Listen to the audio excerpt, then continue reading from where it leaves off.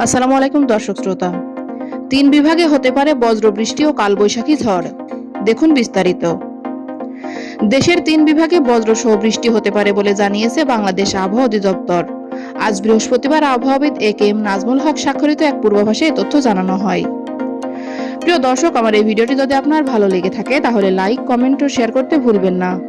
আর সবার আগে এমন সব গুরুত্বপূর্ণ তথ্য পেতে চাইলে আমার চ্যানেলটি অবশ্যই সাবস্ক্রাইব করে বেল আইকনটি বাজিয়ে রাখুন। ধন্যবাদ।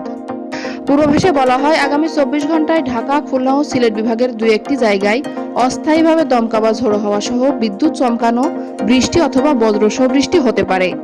এছাড়া দেশের অন্যত্র অস্থায়ীভাবে আংশিক মেঘলা আকাশ সহ আবহাওয়া প্রধানত শুষ্ক থাকতে পারে। সেই সঙ্গে রাজশাহী এবং সিরাজগঞ্জ জেলার উপর দিয়ে মৃদু তাপপ্রবাহ বয়ে যাচ্ছে এবং তা অব্যাহত থাকতে পারে। সারা দেশে দিন এবং রাতের তাপমাত্রা প্রায় অপরিবর্তিত থাকতে পারে। আগামীকাল শুক্রবার সন্ধ্যা ৬টা থেকে পরবর্তী ২৪ ঘন্টার পূর্বাভাসে বলা হয়, রাজশাহী, রংপুর, ঢাকা, ময়মনসিংহ, খুলনা, বরিশাল, চট্টগ্রাম ও সিলেট বিভাগের দু-এক জায়গায় অস্থায়ীভাবে দমকা বা ঝোড়ো হাওয়া সহ বিদ্যুৎ চমকানো বৃষ্টি অথবা বজ্রসহ বৃষ্টি হতে পারে। সেই সঙ্গে কোথাও কোথাও বিক্ষিপ্তভাবে শিলাবৃষ্টিও হতে পারে। সারা দেশে দিনের তাপমাত্রা ১ থেকে ২ ডিগ্রি সেলসিয়াস হ্রাস পেতে পারে এবং রাতের তাপমাত্রা সামান্য বৃদ্ধি পেতে পারে।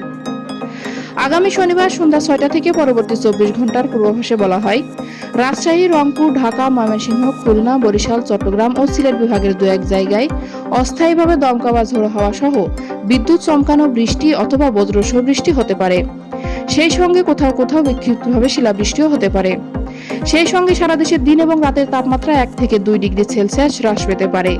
এছাড়া আগামী ৫ দিনের শেষের দিকে তাপমাত্রা বৃদ্ধি পেতে পারে বলে জানিয়েছে সংস্থাটি।